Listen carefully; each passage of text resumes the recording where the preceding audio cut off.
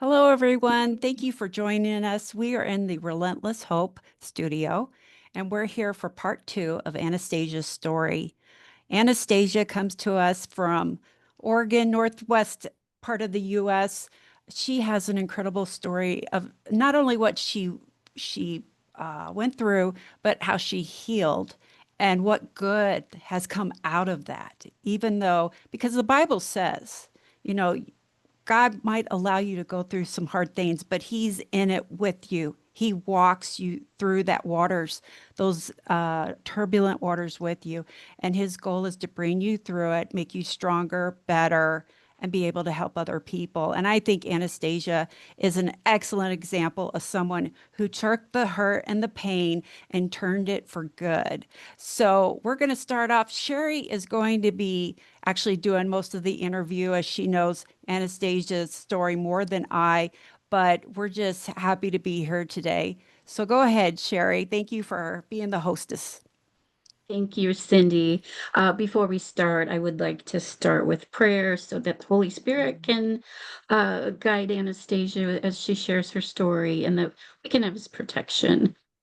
Lord God, Heavenly Father, we thank you. Thank you for Anastasia's life. Thank you for the hope that there is in her story. Thank you, Lord, that you can protect this technology, and thank you for Cindy and Relentless Hope and the heart that they have for survivors. And this the way that you have put them in place for such a time as this. And we ask for your protection and guidance, and that you would shine through and your light and hope would really shine through Anastasia's story. And we just thank you and praise you, Lord, and give us peace as we just look to you for what to share and how to share it, so that it best shows the redemption that you can bring out of a life that should have been destroyed. And so we just uh, rely and trust on you, Lord, and be with all the survivors as some content may be triggering, but we do know that there's hope and light at the end of that. So we thank you and praise you, Lord, in Jesus's name. Amen. So, like Cindy said, this is part two. So that you would more fully experience Anastasia's story, we do encourage you to watch part one, and that is available on Relentless Hope's website and the YouTube channel. So, Anastasia. Um, she has a long list of credentials, education, and certifications. Um, uh, I won't go into all of that, but currently she works as a consultant, coach, and instructor, helping survivors of what is termed RAMCOA, which is ritual abuse, mind control, and organized abuse, and the professionals who treat them. And she's also reorganized a corporation into a nonprofit membership, an association called SOAR, SOAAR, and that stands for Support for Organized Abuse and Addiction Recovery. So, Anastasia, welcome back for part two of your story. And before we started the recording, we kind of just chatted a little bit and wondered where to start. So you had shared about your early childhood, for those of you who missed the first part, and you even did something that I had done similarly, very current day, where you listed some of the things that were done to you through torture, which is very, very hard to hear. But you have found healing and hope. And as a young adult, you were an unwitting cult survivor. What was it like for you? How did you find out that you had been involved in this? What was it like for you to find the healing and the hope and come out of that? Thank you for asking and thank you for having me here, both of you. As I mentioned last time, I really admire what you're trying to do in creating this opportunity to speak freely about things that can be so secretive, or if people try to speak up, they get attacked and told all kinds of horrible things. And so it's wonderful that you've created this safe space for me to come and share two times about my story. And thank you for the story you've already shared, Sherry, just paving the way for how we could get information out there to help people and help them heal. So, yes, so for me, as we were talking before and I was thinking about it, uh, bad things kept being layered on. That is part of being in a multi-generational Ramkoa cult family and, community, anti-community, if you will. Um, However, also, good things kept happening too. And, I was thinking about last time when we were talking, and I was reading that long list of tortures, and I said, I have no idea why I'm still alive or how I even survived. But the truth is, it was because I was protected and given all kinds of miracles. And when I'm in the pain, it's impossible to see them if the pain is too great.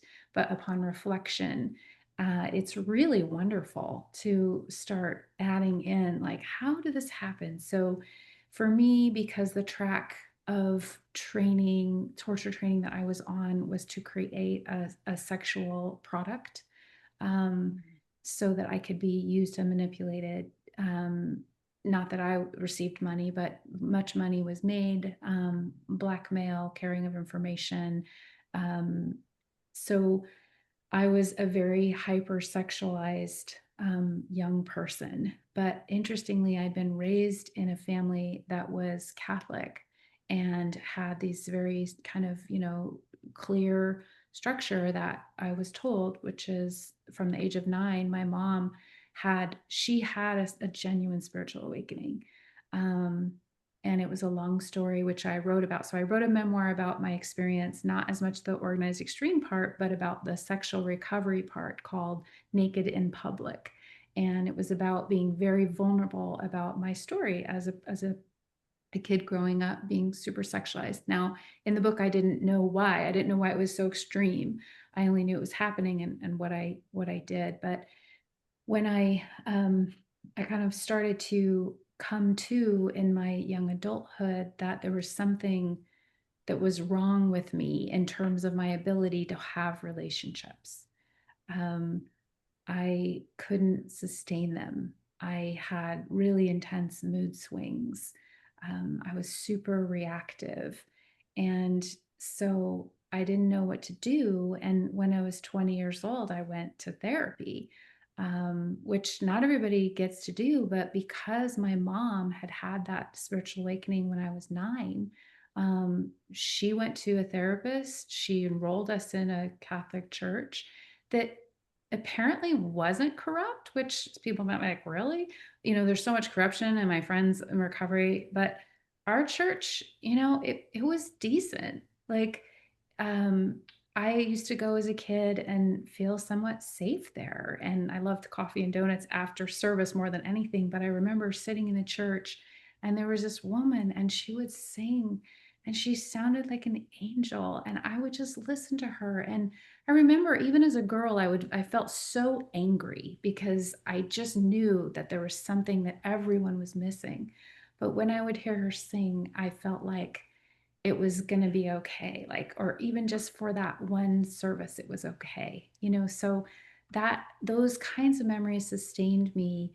Um, and my mom, we had an interesting thing that happened, which is that my older sister told my parents that she was being molested by my grandparents. So it is my experience that I have an MK Ultra family. In other words, that many in my family were harmed to the point of severe dissociation. So we kind of, I mean, a lot of families have like the face you show the world and then what really happens at home. And so we had that. And then there was just another layer that hopefully most families don't have, which is so dissociated. But when I was 9 years old and my sister had noticed that my grandfather, who had been sexually molesting her, he was starting to have designs on me. And so she told my parents, and they're kind of their good sides. um, they they had good sides that were not cult controlled, and then they had bad sides that were, basically. And the good sides of them debated for 3 days and then called the police. And it's so weird because the police were involved in the bad side stuff, but Mhm. there's Yeah. also the good side of the police, where when you report something, sometimes it goes in like light channels, like it actually can go down and be helpful. And so my grandfather was arrested and he was tried and convicted of incest. My parents believed my sister, and we had a cousin who was also gave her brave testimony. So there's two victims. And so he was remanded into court ordered treatment. But this was in I think it was in the 70s. So there really wasn't sex offender treatment there in Washington that we could have, but they sort of like started it. So he was like one of the first people in sex offender treatment. And so my mom, who never had any memories of having been molested by her father, but we all sort of thought she had been because he was so sick. And she made a comment once, we'll never know how many people he molested, and so there was a dark side of what he was doing and connected through his corporation and my uncle, and it was organized and there was a lot more to it. But at that point, all we knew in our kind of front lives was, wow, like grandpa got in trouble, and he doesn't come over anymore. And my sister sort of had this transformation, like she felt safe and she felt believed. And then my mom started taking us to church, and there's this woman singing, and then she started playing Christian music in the car. And so it was like all of a sudden it was like so bleak, and she quit drinking. That was a huge one. My mom, she survived her abuse with alcohol and amphetamines, and having three kids and having a raging husband who was never around, and then all her back life stuff. And so it was painful because she wasn't able to be present. And I've struggled with that a great deal myself. But in those moments when she would play, and she would play Don Francisco and praise the Lord, hallelujah, I don't care what the devil's gonna do. Word in faith is my sword and shield. Jesus is the Lord of the way I feel. We would just sing and sing and Wow. sing. And we Yeah. were protecting ourselves as we were Mhm. singing, and she was protecting us. It was like that prayer that you did. It generated this field where we were in the light. And so then we would go home at night and incest would be happening, or a white van would come to the house, and I was triggered to get up and get into it without memory. And I would be going to take to the dungeon I talked about last time. But during the day, these moments in the car, she had this white Ford Pinto. It looked like Wow. an egg, like rolling around Yes. town, and it'd be Yes. rocking out of, Amy Grant, just these early Christian singers, early in my life, I guess. So it was like a fight of good and evil was taking Mhm. place my whole life. So I left home and I went to college, and I went to the University of Washington, and there was very bad things that happened there to me. And I met a young man who was very stable.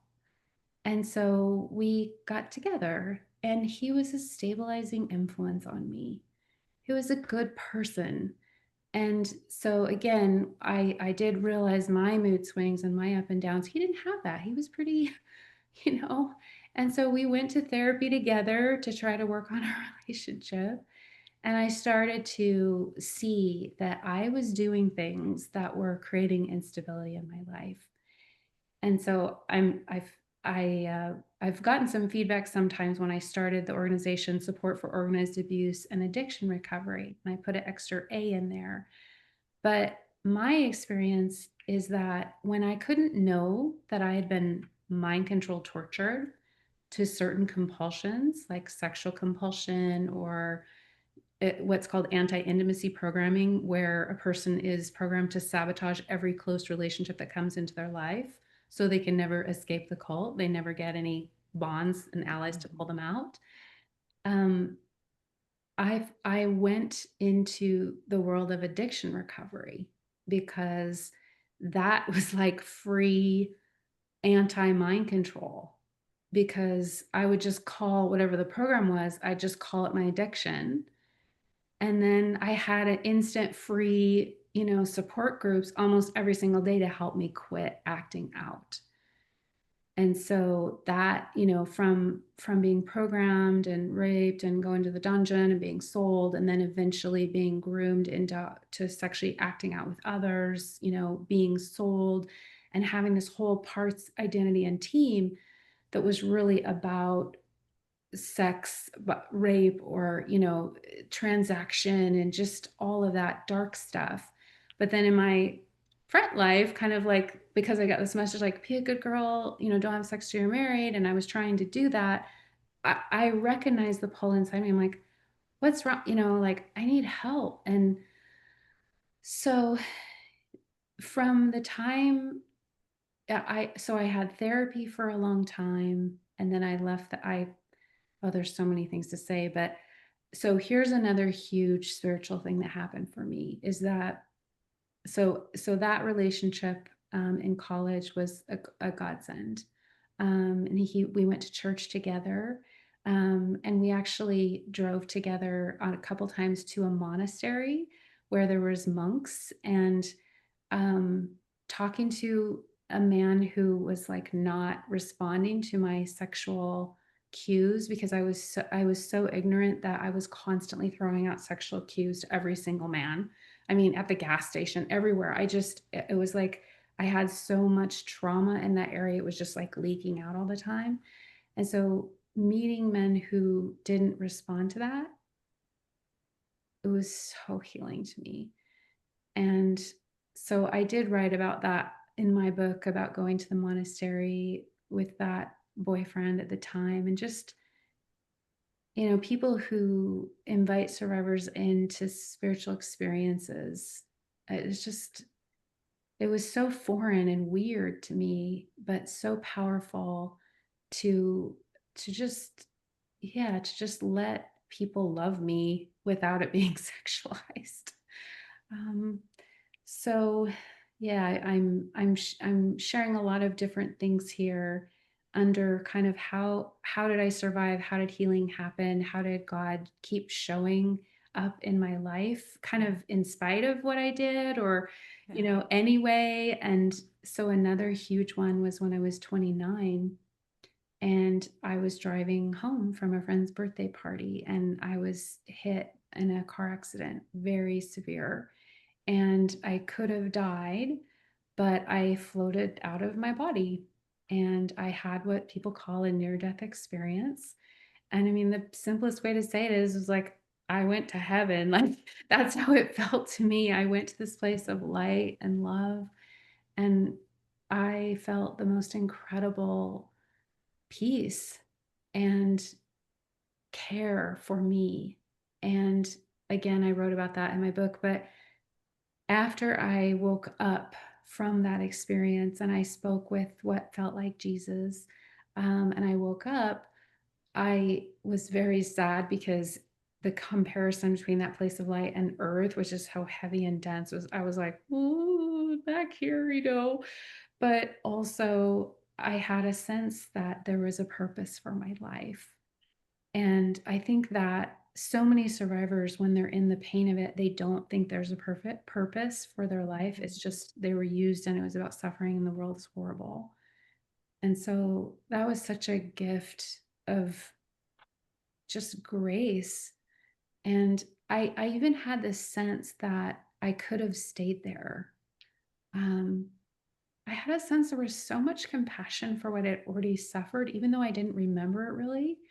Like, they were holding it for me when I couldn't remember yet or integrate it because it was too burdensome for my survival. But I said, no, I want to come back, because I had a sense that there was something for me to do. And it was something like this moment. It was something like this activism that's happening in Utah, and the things I've been trying to do, and others to try to find people who care and are doing something good. It matters that we survive. It matters that humanity survives, but this is an opportunity for us to show our true character, I think, as we are faced with all of these challenges that are coming out more and more now, and to grow as souls. And so I came back determined to change my life, and I did. I made some really big changes at age 29, 30. And um, I was, I always wanted to help people. So I studied psychology. I became a social worker. And so again, I had that positive side of my life, but there were still things happening that I wasn't aware of. And so this, this stage of my recovery, it's sort of like God doesn't give you more than you can handle. I mean, the mechanism of dissociation, if it's that bad, you're just like, I don't remember, I can't go there. I have amnesia, traumatic amnesia. And so it is challenging that in some ways, the stronger I feel like I get and the more support that I have around me, sometimes it's like some of the harder memories, then they come back. Um, and that's why I like that A in the addiction part of the recovery, because I do struggle with compulsive behaviors to block my feelings or to block memories, to numb out. And so every single, not every category, I never gambled for some reason, but I did a lot of other things. So right now I am struggling with food. Like we were joking about chocolate chip cookies earlier, and I will get one when I get to Utah because you have the best chocolate chip cookies in the world.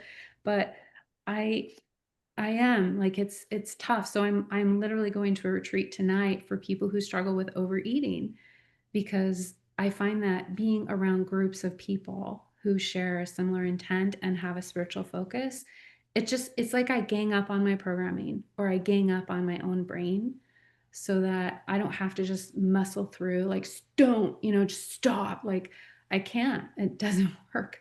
But when I have enough people around me, two or more are gathered, and then we pray, it's just, there's this flow, and it just, it gives me that freedom to choose, in a healthy way, because I have so much self-destructive programming. And it's like anytime I talk or say things I'm not supposed to say, you know, self-harm in some way. And I don't physically self-harm anymore. I definitely did, especially in my 20s. But in a way, overeating is a physical self-harm.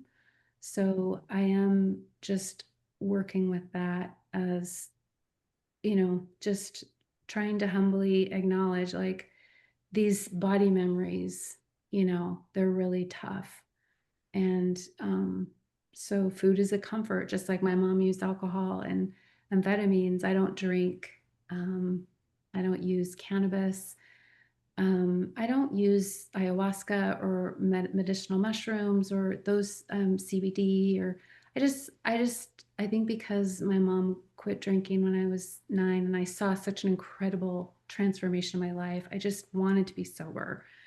And so, but I can be not sober with food, or, so it's like an ongoing process of more and more. I don't want to be perfectionistic, but it's hard to be on this planet with what's going on sometimes. And so I'm going to stop there. I know I've went, said things. Oh, and the weekend retreat, it's on emotional sobriety. So I'm like, oh, okay. Like how to have emotional sobriety and what does that mean? So thank you for listening to all. Thank you for sharing so much of those places in your life where it's evident to anyone that hears today that God kept intervening in your life and doing things to shine His light in those dark places. Um, when I took some notes while you were sharing, and um, just like I'm sure other survivors can relate to the people that were perpetrators, it's like they're not all bad. There's good, and then there's the dissociated part of them that does evil things.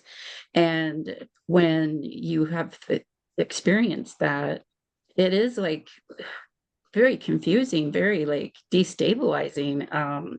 And it affects the whole family and all the generations. It's it's awesome to see like your mom, like getting sober and like and then having that uh Christian change in her life. And the- I think of the good things that you shared, like because this type of stuff is so painful, and to be able to hear something in the Catholic Church that brought you peace, and to be able to, in that little white car, the Amy Grant music or the praising. I like the song that you shared. Thank you for sharing that with us. It's like when we can see, and then your death experience with the car accident, and feeling that incredible compassion and love that Christ does have, and then knowing that there was purpose in your pain, and making that trek back to the reality of the world that we live in, where there is incredible evil. But I think of the gift that you were given over and over again, like of God's grace and the mercy of Jesus Christ, because you could have died in that car accident. And I don't think it's a coincidence, and it's no accident that you had that encounter, because it's like that just reveals the help that you were being given all along, your story.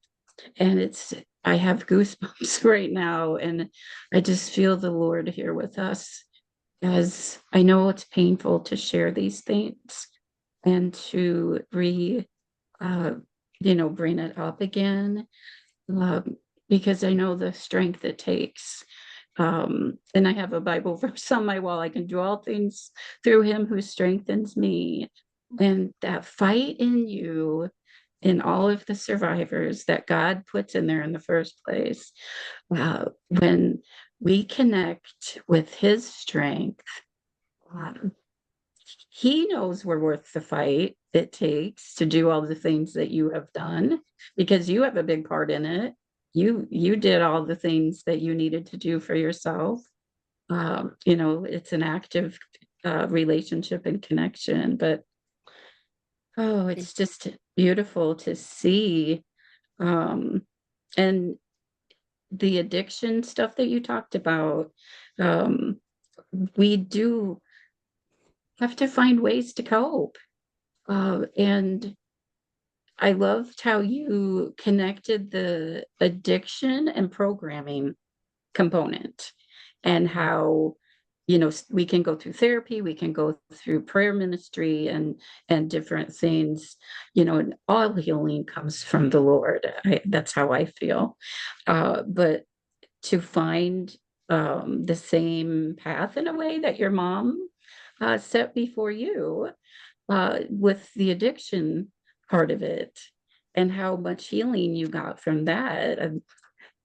Um, you could have just completely self-destructed, um, especially with that programming that's in so many survivors. There's self-destructive programming, self-harm, just so much, just all those different layers. But your story just shines what a life of what God can do. Mm. Um, so I where have would a you like? oh, sorry. Oh, sorry. Go ahead, Yeah, I Cindy. just have a question. Um, Anastasia, did your mom, did she remember that she was part of your abuse? Did she deny it, since she was dissociated during it? Well, did you have any discussions with her, and how did that go? Thank you for asking me that, because as Sherry's talking, I was feeling so much like I wanted to talk about my mom. And I was tearful because I'm just remembering like one of the most painful parts of growing up as a kid with a mind control mother is that you kind of know that when she's harming you, it's not the real her, but she can't help herself. Like and it's so sad because it's like we're powerless. She's powerless, I'm powerless. So, but she was a very sweet woman. Like that was her nature, was very loving, very sweet. But when she was younger, she was, you know, horrible. There's times she was just horrible. And, I thought she was going to kill me or, my siblings. And so there was a darkness that would come over her. And that is part of what the mind control programming is. Um, so as a young adult, I mean, the first ever real conversation I had with her, because she was such a space cadet. I mean, she was just out to lunch, basically. She was so traumatized and she was just kind of like a robot certain ways. She used to put this big dryer over her head, and I think she was programmed with it to just like read and just forget. And so, so my first real conversation with her when I was 18 years old, like, but that was just a mild thing. I was complaining, I think, about my dad, and she's like, "Yeah, sometimes he's tough." And I was like, "Oh my gosh, what just happened?" She validated me. I didn't know that was his call, but later, as I started to get therapeutic help and some feedback, like, I think you're a survivor of something sexual, and I think it might be incest, and I think it might be really bad incest. And like, how come there's all these people inside you? Like, I have never talked to anyone like you before. I know survivors hear that a lot. I've never had something like this before.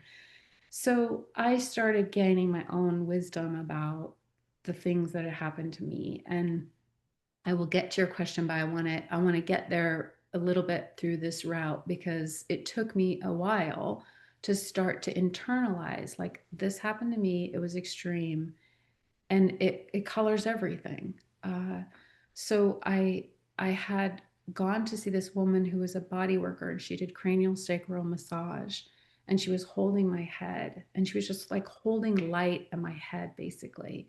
And I had this awareness that it wasn't just incest, it was a cult, like it was big, organized. And it just popped out of my mouth. I said, I was bred for this. Oh my gosh, and she happened to know what I was talking about. And she said, I know who you should talk to. And she gave me the phone number of a therapist, not that far from me, who specialized in organized extreme abuse, which is, I mean, so rare, Yeah. right? This guy had trained with Steve Ogilvy in the Midwest.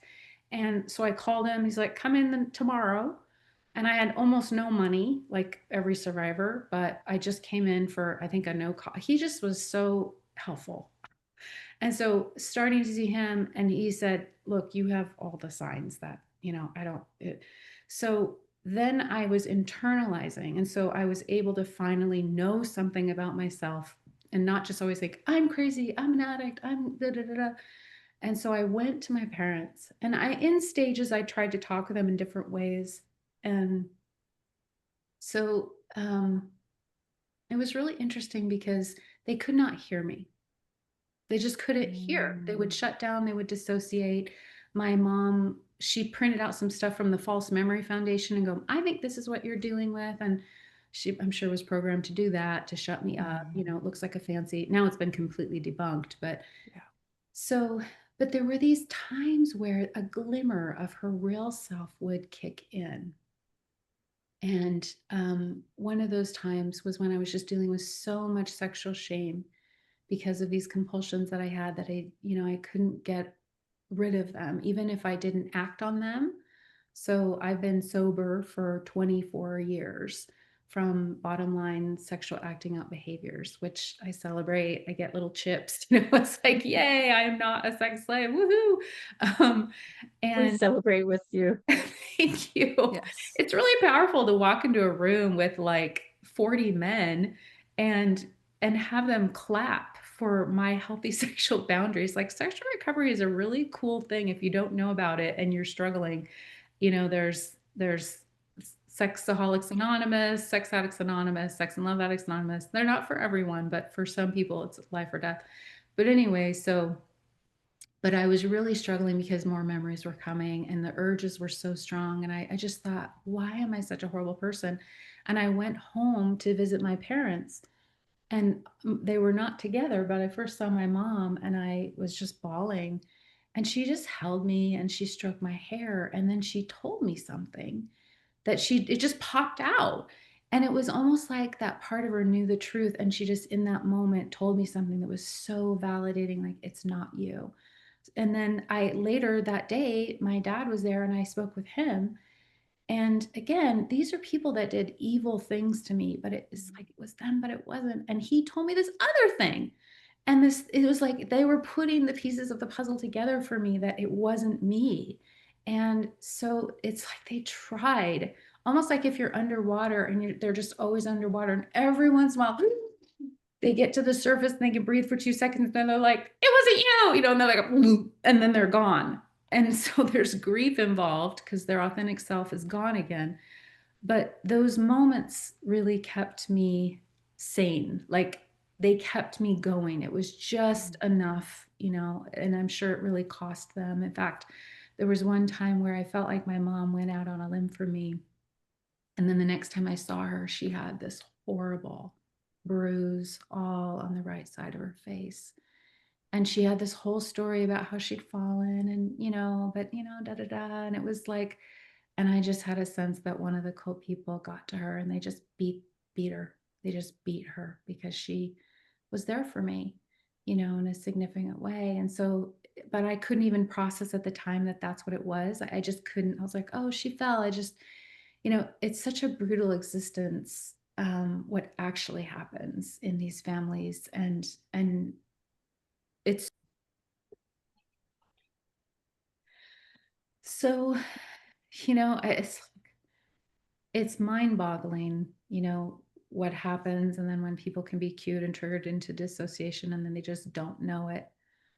It's like everyone's just trying to cobble together something that works and is meaningful. And so, but I did want to share with you the story of when my mom died, um, because it was another kind of supernatural experience that gave me a lot of support and just comfort. Because she didn't, to come back to your question, Cindy, she didn't ever know that she was a mind control survivor in any organized fashion. Um, when I published my book, Naked in Public, she and I actually did a public event together where she talked about her recovery from alcoholism. And I was talking about recovery from sexual addiction. And it was so special and meaningful to do that with her. Um, but the part, it's like this layer down here, we just couldn't get to or metabolize together. And so, I mean, I remember she would give me little snippets. Again, I know I'm saying, but one time she talked about, yeah, I went to the hospital a lot as a kid. And I remember there was this black spinning wheel that I used to have to look at. And I didn't know why. And I'm like, that was mind control, But so when she passed, she was in the hospital and I was there with some of my family. And again, we'd been through all this horrible crap and, all this abuse, but also we loved each other. Like also we were trying to pull together. And so we went to the hospital and I was there and um, another family member was at her bedside with me at the end of her life. And she had oxygen failure, like she wasn't having saturation of her oxygen, and the nurse had leveled with us, thank goodness. I used to work for hospice, so I kind of made her tell us the truth, and they're like, yeah, she's not going to make it home, she's going to go here. And so we were able to talk with her. She was lucid and she said, well, don't give me too much morphine because I'm in recovery from addiction. And we're like, mom, you can have as much morphine as you want. So they kept her as comfortable as she could, and she kind of like closed her eyes. And then she opened her eyes and she's like, what sounds good? And I'm not going to say which family member it is, but this family member and I were freaked out because it was like, we thought you were dead, like almost gone here. And but it was like her really fun side was able to pop out. Maybe it was a part, but she goes, popcorn.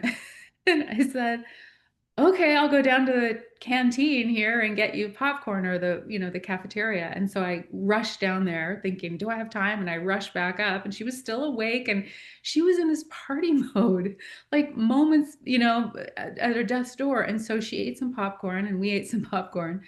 And then she just went to sleep. And then she was like labored breathing and like, okay, Okay. maybe this is going to be it. So then my sibling and I started singing some of those Christian songs from when we were in the little Ford Pinto. And and so she was seemed calm for a while, but her breathing was labored. And of course, they have the machine that's like oxygen sat 50%, 45, 40. It's like this terrible countdown to death, but that's how the machines are. Wow. And so, anyways, the thing goes down to zero and she doesn't die. And so she's labored, but it's not crazy. Like, and so my my family member and I are sitting there, and then the nurse comes in. She's like, "Oh dear," she goes, "Her oxygen sats are down to nothing, but she's not dying, and we're giving her as much morphine as we can. We don't want her to be uncomfortable. If she doesn't pass soon, she's going to be really uncomfortable." And so she was kind of freaked out, but we'd been singing and we were kind of happy. We'd had popcorn, like we were in this spiritual bubble of joy that it was celebration because she was going home and Mm. she knew it and Wow. we knew it. So we were sad, but after the burden of her life, it was like, oh, thank God for her getting to go. And she remained a rock solid Christian her whole life and prayed every day with my father. They had Jesus calling, they would read every day. And so the nurse leaves and we're in there, and then we're like, why doesn't she pass? And then all of a sudden my family member was with me, said, I have something to tell you. And so I was given some really significant healing information. And then my mom passed right after. And I just felt like, wow, like she was holding out for this information to take place. And then she passed, and I saw like an angel come out of her body and be there. And I was like, oh, she's there. Like, and I felt her ever since with me. And so it's like, yeah, there was the early dysfunction, there was the pretend happy family, there was the space cadet, there was the horrific, horrific abuse that she did not ever metabolize. In fact, pretty close to the end of her death, I think she was still being programmed to say things that were hurtful. And after she passed, I had a better relationship with her than I did when she was Mm. alive because I was never safe. Whereas now I am completely safe with the spirit that I feel is her. And she got as far as she got, I got as far as I got, and here we are. Wow. Wow. Wow. That's quite a Yeah. story. I think of her determination in her recovery from addictions when Yeah. you shared that she didn't want morphine or anything that was addictive, even in her time of where she was going to pass away. And I mean, Yep. that just shows her determination, and what a wonderful gift I feel like you got from your family member who, and then obviously your mom was holding out for that information to be shared. Mhm. Oh, wow. Yeah, it's wild, this journey. And in the last podcast we were talking, and Goel was so eloquent because, and it was healing for me because there are some things that are absolutes. When he talks about it, it's like that is wrong and it must stop. And and and also this complexity of trauma-based mind control or SRA when people are split. And so I guess I want to acknowledge some of the pondering in my life today is sort of like what's going on now, around us. Because a lot of when I got therapy and I got addiction recovery, and it was like, oh, thank goodness, I can actually just have a good life. Like, I don't have to be compulsive. I don't have to act all this stuff. I can do my memory work and massage. And thankfully, I got into financial recovery. So that's another thing people talk about is like, how do you have money? Mhm. Survivors don't have any money. And the Mhm. truth is, I don't really have a ton of money, but I always have just enough, like, and a little extra. And I've been helped, through 12-step financial recovery, like helped about to get out of unsecured debt.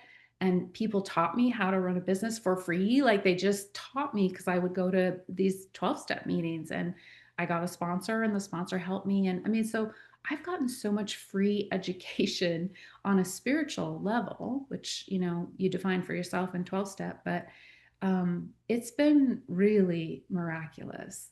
And so, but now as I look at my life, so I was just saying for a long time it was just like try to have a good life, and thank goodness like the past is behind me.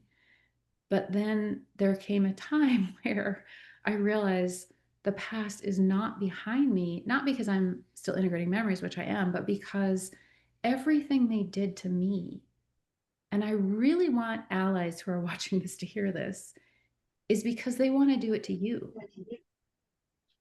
Every single thing they did to me as a child, they want to do to your children now. Mm-hmm. They were only doing all this extreme torture experimentation and tests to find out what worked on me so that they could use it on the masses, and they are.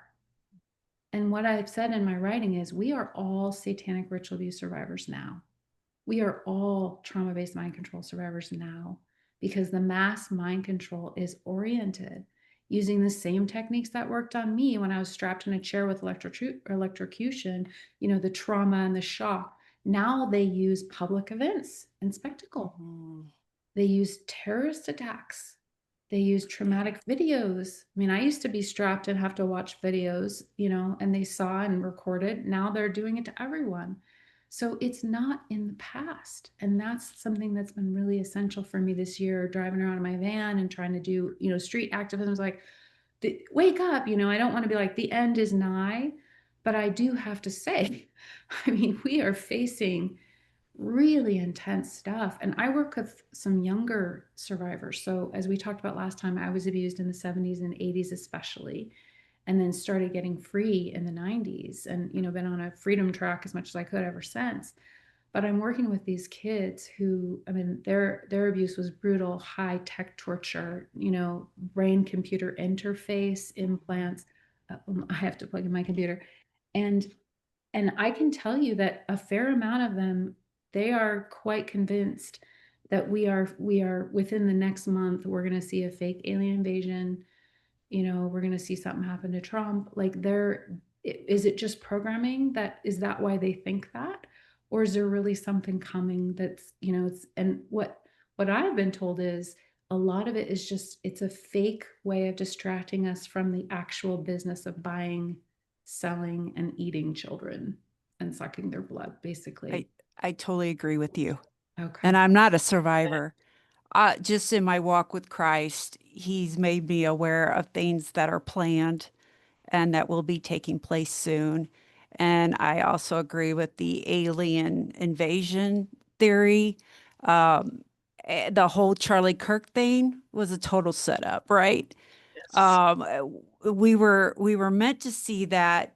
I'm not sure Tyler Robinson is the one who actually pulled the trigger. I don't think he is because the gun doesn't match up. But that was done on purpose to produce trauma. And they're trying to push a new narrative on us. I'm so happy that the new generation is acknowledging that our media is corrupt and tainted and it's being Yes. used against us. What they call what do they call that? When they're conditioning us to accept certain realities uh, through movies and Yeah. video games and so on and so forth. So I totally agree with that. And so thank you for bringing that up. Yeah. That's Thank you, validating. Anastasia. Yeah, very validating to hear that. And it And validates. it's survivors like us, and I'm glad that people like you, Cindy, are awake enough and aware of the spiritual stuff that's going on that can validate the fact that of what we see Yeah. happening right before our eyes. And Survivors are so discerning. I mean, it's yes, it's a well, not only because they're witnessing what's happening, what's going on with them, the torture techniques, but they also their spirits are opened up and they're so discerning. This is what impresses me about survivors. And it's a phenomenon that I am constantly wanting to learn more and more about it. Like, how do you know this person's a bad person? They can sense when someone's not good. Mhm. They can sense evil. They can sense when things are going south very fast, and they will say, "Oh, yeah, something's not right. Something is wrong about the situation." And so I appreciate that, just because you were so in tuned as kids, you were conditioned, you were formed, you were mind controlled, brainwashing, if you want to say that in a layman's term. But um, it's impressive to me what the human spirit is capable of doing, even if it's done through evil ways and means. It is a mechanism I feel God's put into survivors to protect them from further damage. And so, yeah, um, go ahead. Thank you for Yeah. saying that. Yeah. It is meaningful. Like why me or why us or or okay, this happened. How do I heal? I've tried to articulate some of what's worked for me and now like yeah, how to tell what's actually going on in a web of lies Mm-hmm. where Yes. that is what we are in now as we look to social media or Hollywood or the regular news. And I think that people have woken up enough to mainstream media that they've heavily infiltrated the alternative news.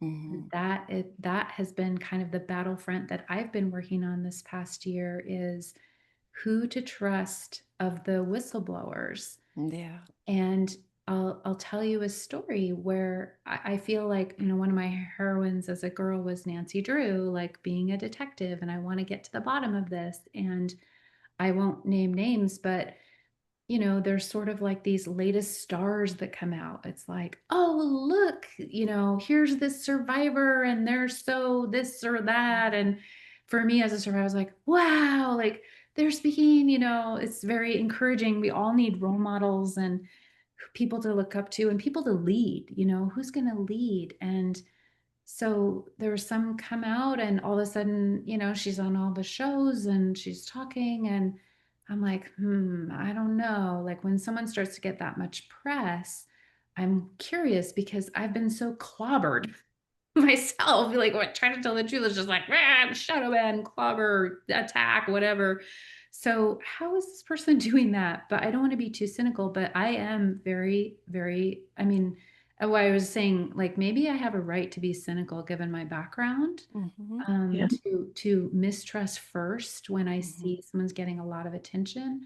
And so then I'm researching and they're talking about this thing about the new California. And so I'm like, new Mhm. California, that's how we're going to turn everything around. And so I'm looking into it. And then I look and it's like, okay, this goes to the assemblies. It looks like, okay, that's the not American nationals. How much is all that connected? And then pretty soon it goes back to this woman who founded this movement. And then there was stuff connecting her with the CIA. So I'm just like, ugh. But I keep doing that is just peeling back layers after layers after layers. And I've not been involved in the New California movement, but I actually live there now. So I'm going to be looking into it with a discerning eye. However, it just, I am starting to get to the place where is it responsible to promote people without doing more research? And that's what I'm trying to look at for myself, because I have a channel and I promote all kinds of stuff. And it's like, well, how much am I really discerning when I'm circulating something? But I feel like we can enable and be part of the problem if we don't, at least if we're not looking at like, is this person what I call a media darling, where they're just getting all this press, Mm-hmm. or have they been attacked and had pushback? And, an example of this is my friend Annika Lucas, who was able to get on a very widely circulated podcast. And from my impression, she was really pushed hard into naming names. I think that it seemed like they wanted the sensationalized piece about names. And so she did name some really big names. And one of the things that I noticed after that podcast came out, it was really a big deal. I mean, she named a former prime minister of Canada as being involved in necrophilia of children. And so, and necrophilic rape of children. And so after that, this person, there was a whole regime change. Like this person's family was, and I won't get into names because out of respect of your policies here, but I'll just say that that's the kind of survival whistleblowing that changes the world. Mhm. And what happened after that, though, is that turns out there was a circuit of these alternative media with all these hundreds of thousands of followers, and they all know each other. And after that happened, she never got asked to any of the others. It was Yeah. like they totally closed ranks around her, and they're like, okay, so it just goes to show you that these kind of large circulation media outlets, even though they're supposedly truth tellers, how much truth do you tolerate? So we're all trying to discern as we go, like who to Right. listen to. And that's a process. But again, that's why I'm so thankful that you're doing this and We Are the People are doing what they're doing. And because alternative media outlets are absolutely necessary, but ultimately we need a groundswell of allies to just start to discern, like, come on, folks, like, and the Gen Z. So I have this saying now, which is help me, Gen Z, you're my only hope, because like there are the masses, the Gen Z, that is the bulk of the population that can really like wake up and act. And they did some stuff in Nepal recently that just was like, whoa. But some of that I believe was infiltrated and negative. But the sheer mass of peaceful, like young people, to me, I'm 55, out there, I'm like, you are our future. So I'm very Mhm. hopeful that they're savvy and they can learn to discern or already discern. And that, but if we can take out these fake whistleblowers, Mhm. because they do draw a lot of the attention. If we can just take them, I don't mean take them out like assassinate. No, no, no. I just mean with the truth. I think we get very far in the consciousness awakening. What are your Yeah. thoughts on that? I'm curious. Well, you and I have had an experience with a particular gentleman that we revealed as someone you couldn't trust. Yeah. And at first, I didn't believe what Anastasia was telling me. She was saying, Cindy, you can't trust this person. He's done this and that and the other. And even Asia came forward and sent me articles. And I didn't want to believe it because I had been working with this gentleman for 2 years and he presented himself as this kind, loving, Christ-filled person and someone that works with abused, traumatized, ritual abuse, and sex trafficked individuals. And I was totally snowed, I guess is the best word to say it, because he always was kind to me and presented himself in a certain way until there was a change. And everything that I had read from Anastasia and Asia and these other people out there, I think her name's Foxy. She has a Oh, blog, Fox blog. Yeah. Fox blog. Fox blog. Yeah. Amazing. Um, it happened to me.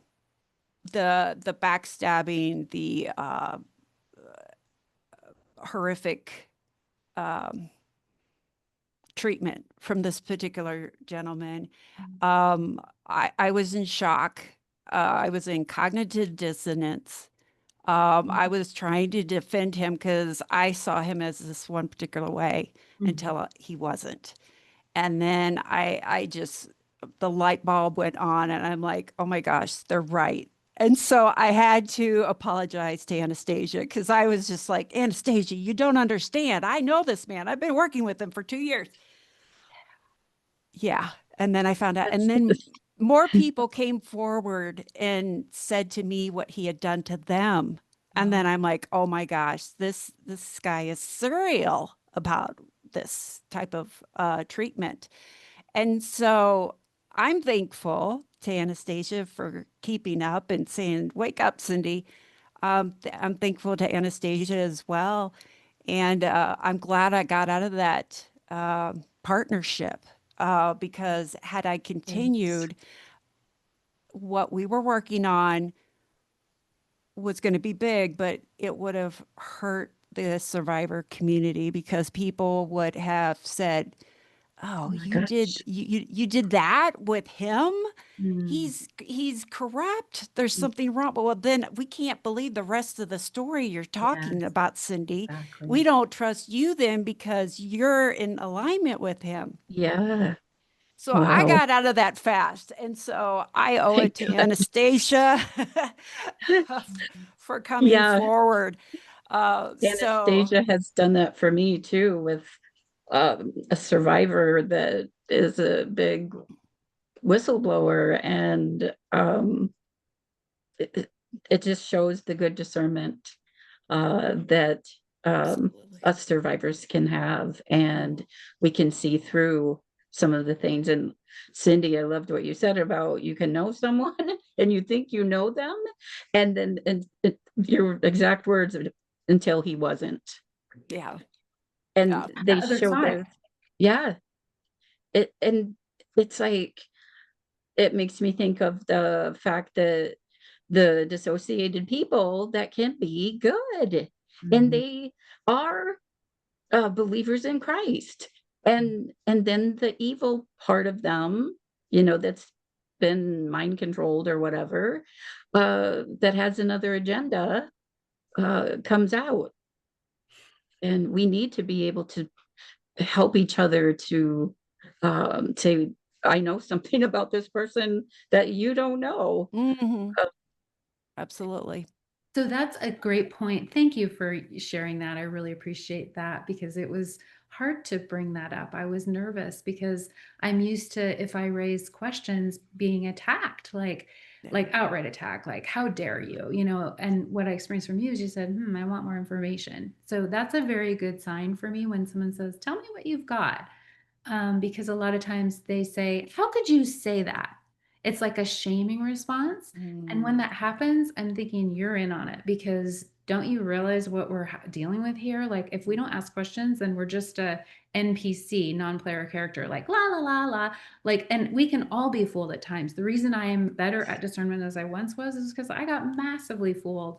Oh my gosh, massively fooled because they're dissociated. So what you're feeling is good and real. There's just more to the story. And when the more to the story takes over, you can be really hurt. And I was this past year and a half, I was really hurt myself. Someone I tried to help.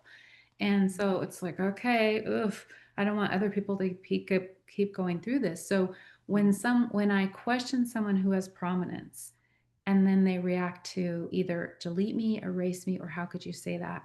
Then I feel like we're not in the same, like, I don't want to be close to this person. I don't want to try to work with this person because they don't have the ability to walk through the hard questions we all need to protect Hmm. survivors, and that's what Hmm. we're all trying to do. And for you, Sherry, your activism, making videos out there, and it's like, wow, so much courage. And Cindy going for the legislature, and making satanic ritual abuse illegal in Utah. That's why I wanted you to be our speaker, keynote speaker at the March for Innocence, because that is a role model for every state in the union. I think there's just a few where SRA is illegal. The rest of them, they just not even conscious, or they're completely corrupt, or both. So they don't want it on the books because they don't want to be prosecuted for it. Right. Right. So yeah, yeah, for sure. So I've like about 5 more minutes or so, and I did want to just talk about the March for Innocence because we've had a change there Hmm. from even the last video. So is that okay? Yes, absolutely. Okay, so um, there's a book I wanted to mention called When Society Was an Addict by Ann Wilson Sheff. And it's really good. It's an oldie, but it's like for me, it's helping me to comprehend the darkness that's going on in our time. Is looking at it as an addiction. Psychopathy is, of course, but that especially in the darkest levels, these people really are addicted to the blood of terrorized children. Like they're Yeah. vampiric. Hmm. And so they will stop at nothing to get that. That's what we're up against. So it's humbling and overwhelming at times, but if we work together, we have our spiritual power and we do our part, that's what we can do. Hmm. So for me, I felt called to create these Marches for Innocence. It's an annual event. Utah is on absolute holy fire in the best way for activism, and I'm so happy with what you're doing there. And I'm excited to go there in just a very short period of time. I'm going to be heading there in my caravan, and I'm going to see Sherry there. I'm going to see you. And Yay. so we're going to hold this event called the March for Innocence. Yeah. And so we're moving the event though. So that's the thing I want to get out new information is that the event is going to take place. It's the same day every year because it's a memorial of a march that took place in 1996 in Brussels, Belgium, which had 350,000 people dressed Wow. white. And this was before social is media. wow. It was before the internet really took off. Wow. They just word of mouth and they were there. And so I just want that spark to happen around organization abuse, and it will as it will, I don't know, but protecting children basically. So we were going to have it in Provo, but what's happened is there's a new case that we've been following that the local warrior women in Utah have been standing up for their sister, and her name is Taryn. And so Taryn is a mom who has a son who's been abused, and the mom has been trying to protect her son, but legally there's been roadblock after roadblock, and then she's been criminalized. So that same pattern, you criminalize or attack the person who speaks up about abuse. So these women are standing up for Taryn and saying, no, that's not okay. So they all dressed in white and they went to a hearing that she had. So there was a new motion and they put off the hearing and they rescheduled it for October 20th. So instead of splitting the whole community where some people are going to support Taryn and some are going to be over an hour away at the March for Innocence, we're going to move the whole march to the place where Taryn's hearing is, and we're changing the time. So it's going to be 11:30 a.m. on Monday the 20th, and it's going to be at the Ogden Courthouse because that's where her hearing is. So we got a new flyer. We're going to get the notice out. So please let people know. Ogden Courthouse, 11:30, and then her hearing's at 1. So hopefully people can share, wear white, we'll have speakers, we'll have awards, and we can just march around the block. We can just march around the courthouse. Like it doesn't matter where we march. It just will make our voices heard. I might break out my bullhorn. Normally it's kind of a silent march, but for Taryn and for these parents, who need justice and they don't have anyone to help stand with them because they're criminalized. They're told they're an abusive parent, the mothers or the fathers, and it's overwhelming for them. So it's so exciting to see this issue getting some attention. We want to support that because really the more that I see and hear with my clients, I do believe that we are looking at an organized criminal network infused into the criminal justice system, underground facilities, under the courthouses. This is the level of infestation. Like, in fact, in the founding of this country, there's certain structures, and it makes me really sick to acknowledge it, but we can root it out together. We can acknowledge it. And so thank you. I'm excited for that event. Cindy is going to be one of our speakers, and Buffy Snell will be one of our speakers. And we're going to be just coming together in love, light, and courage and prayer. And for those who are fearful, to come to a rally in Utah, because I've heard some people, I've got some emails, I'm concerned about you. Are you sure you want to go through with this? It's like I said the last time, it's like we're all going to die. Maybe I almost died in that near-death experience. I was close to death many times as a child. It's not death that I fear. So, I mean, I don't want to die, but it's living as a zombie. It's living in fear, in cower. It's like, then they won, and I won't have that. No, they did not win. Yeah. They did not win. And I will stand and people will stand and we will hold space for them. And when they're ready to come out of their darkness, then we'll have justice and we'll have action and hopefully we can have some healing services when people are sincere about healing and turn the inversion back around so that goodness is reigning in God's way. So thank you. I really appreciate you both for having me here. I never Thank you so much, Anastasia. Thank you.